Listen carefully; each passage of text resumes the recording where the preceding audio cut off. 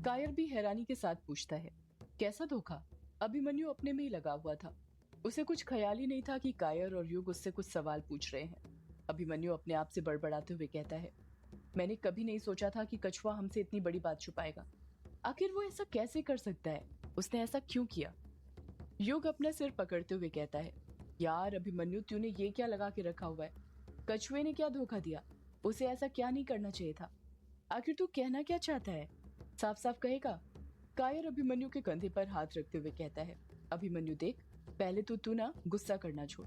मुझे पता है तेरा गुस्सा बहुत खराब है। अभिमन्यु फिर गुस्से से कहता है, यार कछुए ने गुस्सा दिलाने वाला काम ही किया है तो क्या करूं मैं? कायर समझ जाता है कि उसे पहले अभिमन्यु का गुस्सा शांत करवाना होगा, इसलिए वो बिस्तर पर से उठते हुए कहता है, तो रुक, मैं अभी किचन से आता हूँ।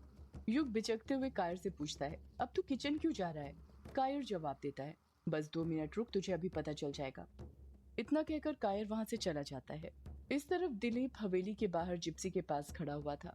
रात होने के कारण आसपास अंधेरा और सन्नाटा छाया हुआ था। वहां पर दिलीप के अलावा कोई और नहीं था।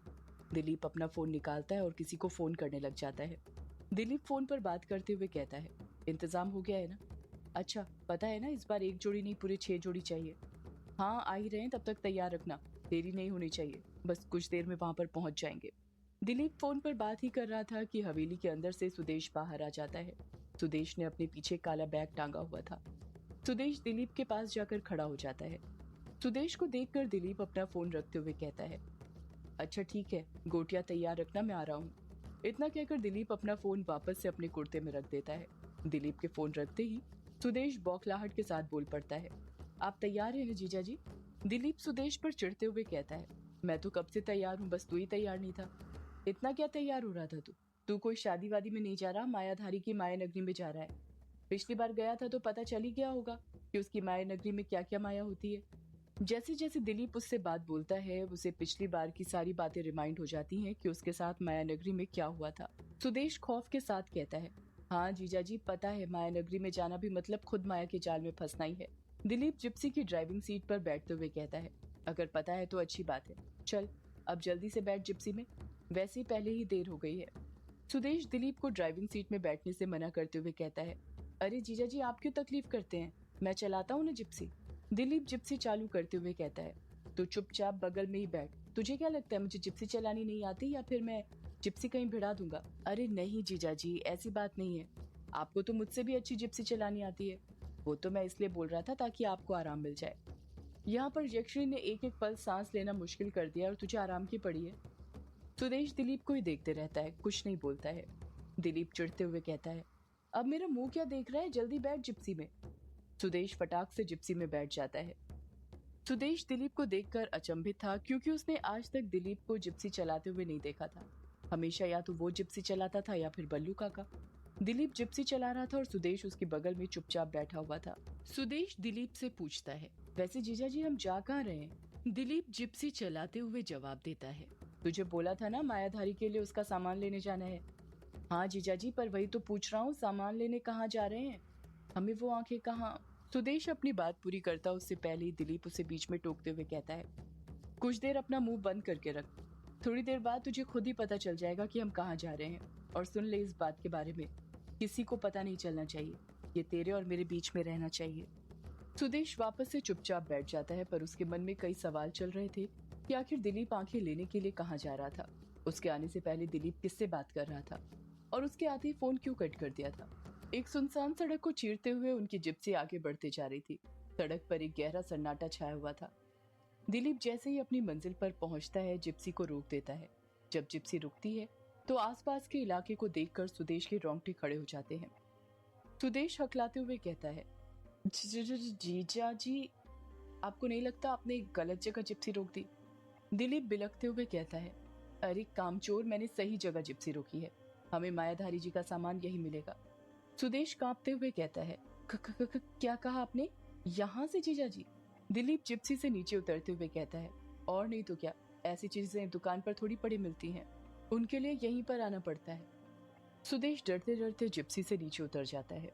दिलीप ने कहीं और नहीं बल्कि मेहंदी पथार के शमशान के सामने जिप्सी रोकी थी, जो कि सुनसान पड़ा हुआ था। रात के अंधेरे में उन दोनों के सिवा वहां पर दूर दूर तक कोई दिखाई नहीं दे रहा था। दिलीप और सुदेश आहिस्ता आहिस्ता अपने कदम शमशान के अंदर बढ़ाने लग जाते हैं। सुदेश शमशान के अंदर कदम बढ़ाते हुए मन ही मन सोचे जा रहा था, ये जीजा जी को यहाँ पर किसकी आंखें मिल जाएगी। शमशान के अंदर केयरटेकर की झोपड़ी बनी हुई थी। वो दोनों उस झोपड़ी के अंदर घुस जाते हैं। झोपड़ी के अंदर 100 वाट का बल्ब जल रहा था, जिसकी पीली रोशनी कमरे के अंदर फैली हुई थी। कमरे के अंदर कुछ थूकने की आवाजें आ रही थी, जैसे तब आती है जब बकरे का मांस काटा जाता है। जब सुदेश और दिलीप कमरे के अंदर घुसते हैं तो देखते हैं कि कमरे के अंदर एक खट्टा कट्टा मोटा काला आदमी खड़ा हुआ था, जिसके हाथ खून से सने हुए थे। वो आदमी किसी हैवान की तरह लग रहा था, जिसकी बड़ी बड़ी आंखें थी, मोटे मोटे हाथ, उसकी तोंद भी निकली हुई थी। उस आदमी के सामने 6 स्टूल रखे हुए थे, जिन पर 6 लाशें नग्नावस्था में रखी हुई थी। उन 6 लाशों में से 5 लाशों की आंखें निकाल ली गई थी। बस एक लाश की बची हुई थी। जिन 5 लाशों की आंखें निकाल ली गई थी, उनकी आंखों की जगह खून जम चुका था। वो आदमी दिलीप की तरफ देखते हुए भारी आवाज में कहता है, तो आ गए सेठ जी आप? दिलीप गुस्से में कहता है, हाँ मैं तो आ गया, पर ये क्या, तुमने अभी तक सामान तैयार करके क्यों नहीं रखा है? वो आदमी कहता है, अरे सेठ जी आपका ही तो काम कर रहा हूँ मैं। वो क्या है ना, आखिरी लाश लाने में देरी हो गई, वरना आपका काम तो कब का हो जाता है। आप तो ये समझिए कि ये छठी लाश यहाँ पर आई नहीं बल्कि लाई गई है, वो भी बहुत मुश्किल से मिली है, वरना आपको बस 5 जोड़ी गोटियां ही मिलती। दिलीप मुंह बनाते हुए कहता है, अच्छा अच्छा ठीक है, पर अब देरी मत कर, थोड़ी जल्दी जल्दी हाथ चला। वो आदमी छठी लाश के पास जाता है और अपने भारी हाथ उस लाश की राइट आंख के अंदर घुसाने लग जाता है। उस आदमी के हाथों में इतनी ताकत थी कि उसके हाथ उस लाश के अंदर घुस जाते हैं और देखते ही देखते उस लाश की आंखों में से खून निकलने लग जाता है। ये सब देखकर सुदेश दंग रह गया था, उसके रोंगटे खड़े हो गए थे। दिलीप को तो देखकर ऐसा लग रहा था जैसे ये सब देखने की उसकी पहले से ही आदत थी। वो आदमी झट से उस लाश के अंदर हाथ घुसाता है और उसकी आंख बाहर निकाल लेता है। इसी तरह वो उसकी लाश की दूसरी आंख भी बाहर निकाल लेता है और उसके दोनों ही हाथों में लबालब खून भरा हुआ था। टेबल पर ही 10 और आंखें रखी हुई थी। वो आदमी उन आंखों को अपने हाथ में उठाता है और दिलीप के पास जाने लग जाता है। वो आदमी दिलीप से कहता है, ये लीजिए आपकी पूरी 6 जोड़ी गोटियां। दिलीप सुदेश को वो आंखें रखने का इशारा देता है। सुदेश अपनी दोनों हाथों की हथेलियों को डरते डरते आगे करने लग जाता है। वो मोटा आदमी 2-2 के सेट में वो आंखें सुदेश के हाथ में डालते हुए कहता है, 1 जोड़ी, 2 जोड़ी, 3 जोड़ी। जैसे जैसे वो आंखें सुदेश के हाथों में गिरती जा रही थी, उसे अपने हाथ देखने में घिन आती जा रही थी। उसके हाथ भी खून से सन चुके थे। वो मोटा आदमी कहता है, 5 जोड़ी और ये हो गई पूरी 6 जोड़ी गोटियां। अब निकालिए मेरा माल। दिलीप अपनी जेब में हाथ डालता है और उसके अंदर से 2000 के नोटों की 2 गड्डियां निकालता है, जिसमें करीब एक गड्डी में 100 नोट होंगे। वो उन गड्डियों को उस आदमी के हाथों में थमाते हुए कहता है, ये लो रखो इसे, बाकी के मैं पहले ही दे चुका हूँ। वो आदमी अपने दोनों हाथों से उन गड्डियों को थामते हुए कहता है, ये हुई ना बात, कोई और सेवा हो तो जरूर बताना। सुदेश और दिलीप वो आंखें लेकर वहां से जाने लग जाते हैं। अभी वो दोनों शमशान से बाहर निकले ही थे कि तभी सुदेश घबराते हुए दिलीप से कहता है, ये गलत है ये जीजा जी। दिलीप सुदेश को समझाते हुए कहता है, इस दुनिया में कुछ गलत नहीं है, समझा? बस हमें हमारा काम निकालना आना चाहिए, चाहे वो फिर सीधे तरीके से हो या फिर टेढ़े।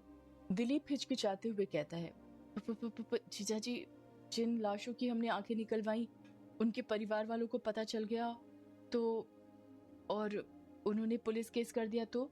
अरे पुलिस केस तो तब होगा ना जब इन लाशों का कोई परिवार होगा। सुदेश चलते चलते रुक जाता है और रुककर पूछता है, परिवार नहीं है मतलब जीजा जी? मतलब ये कि ये लावारिस लाशें हैं। इस शमशान में कई लाशें वो आती हैं जिनकी कोई आहुति देने वाला नहीं होता है। कई भिखारियों की होती हैं तो कई उनकी जो हादसे में मारे जाते हैं, जिसे ये आदमी जलाता है। पर जलाने से पहले ये शरीर के अंगों को बेच देता है। इसे क्या पता चलने वाला है। चल अब तो ये सब छोड़ और मायाधारी को लेने के लिए निकल। जीजा जी मैं आपको घर छोड़ देता हूँ ना। अरे मेरी फिक्र तू मत कर, मैं बल्लू को बुला लूंगा, तू जा। सुदेश जिप से स्टार्ट करता है और वहां से निकल जाता है। इस तरफ ग्रेवयार्ड कोठी के अंदर अभिमन्यु और युग कायर के आने का इंतजार कर रहे थे। कायर जब किचन के अंदर से वापस आता है तो अपने साथ शराब की एक बोतल लेकर आता है। कायर आते ही 2 पैक बनाता है और एक पैक अभिमन्यु को देते हुए कहता है, ये ले, एक ही घूंट में सारी पी जा और फिर बता हुआ क्या। मुझे पता है तेरा दिमाग ऐसे ही ठंडा होगा। अभिमन्यु फटाक से कायर के हाथ से ग्लास लेता है और एक ही बार में पूरी अपने अंदर उतार लेता है और कहता है, यार तुम दोनों को तो पता ही है, जैसे ही कछुए के घर से फोन आया हम दोनों मेले से निकल गए थे। युग अभिमन्यु की बात से सहमत होते हुए कहता है, हाँ पता है मुझे। अभिमन्यु अपनी बात को आगे जारी रखते हुए कहता है, हम दोनों ने मिलकर कछुए की दादी को रात ही रात में हॉस्पिटल में एडमिट कर दिया था। कछुए की दादी को पता नहीं क्या बीमारी थी, डॉक्टर भी उनकी बीमारी का पता नहीं लगा पा रहे थे। वो बार बार अपने हाथ यहाँ से वहां मारे जा रही थी, जैसे वो किसी चीज से डर रही हो। डॉक्टर ने जैसे तैसे करके उन पर काबू किया और एनेस्थीसिया का इंजेक्शन देकर बेहोश कर दिया। अगली सुबह दोपहर में कछुए को कुछ दवाइयां लेने जाना था, इसलिए वो चला गया और मैं उसकी दादी के केबिन में रुका रहा उनकी देखभाल करने के लिए। युग और कायर को उस वक्त के बारे में बताते बताते अभिमन्यु उसी दौर में चला जाता है जब वो कछुए की दादी के पास रुका हुआ था। कछुए की दादी बेड पर बेहोश पड़ी हुई थी, उन्हें ऑक्सीजन लगी हुई थी। अभिमन्यु उन्हीं के सामने बैठा हुआ था और कछुए की दादी को घूरे जा रहा था।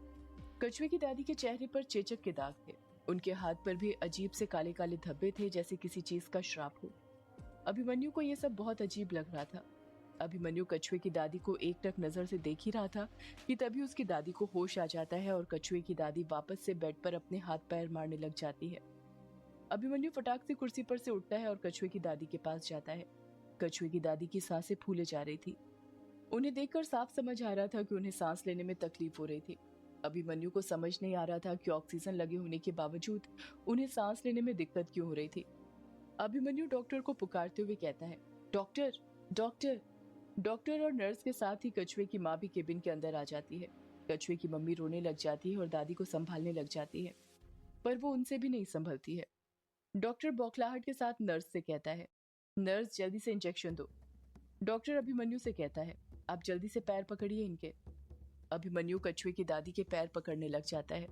कछुए की दादी इतनी जोरों से पैर बार बार नीचे ऊपर कर रही थी कि अभिमन्यु भी उनके पैर नहीं पकड़ पा रहा था।